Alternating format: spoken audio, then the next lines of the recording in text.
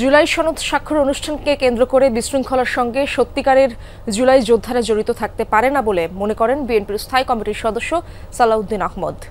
গুলশানে বিএনপি চেয়ারপারসনের কার্যালয়ে সংবাদ সম্মেলনে এই কথা বলেন তিনি। বলেন, জুলাই যোদ্ধাদের নামে ছাত্র নামধারী উশৃঙ্খল লোক ঢুকে এবং আওয়ামী ফ্যাসিবাদীরা অনুপ্রবেশ করে বিশৃঙ্খলা সৃষ্টি করতে পারে। এ সময় সালাউদ্দিন আহমদ বলেন, জুলাই অভ্যুত্থানের সঙ্গে ব্যক্তি ও সংগঠনকে সম্মানিত করার চেষ্টা করা হয়েছে। ক্ষমা চাওয়ার বিষয়ে নাহিদ ইসলামের বক্তব্যকে স্বাগত জানিয়ে তিনি বলেন, জুলাই গণ অভ্যুত্থানের ভূমিকা জাতীয় জীবনের শক্তি। যে কোনো বিষয়ে বক্তব্যকে সকলকে সতর্ক থাকার কথা বলেন তিনি।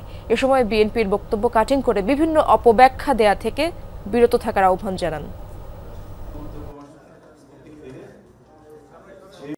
আওয়ামী ফ্যাসিস্ট বাহিনী যে এখনো সমস্ত জায়গায় বিভিন্ন ফাঁকফুঁক করে বিশৃঙ্খলা সৃষ্টি করার চেষ্টা করছে, সেটা গতকাল দৃশ্যমান হয়েছে। এখানে কোনো জুলাই যোদ্ধা, সঠিক কোনো জুলাই অভ্যুত্থানের সাথে জড়িত কোনো সংগঠন অথবা কোনো ব্যক্তি জড়িত থাকতে পারে না।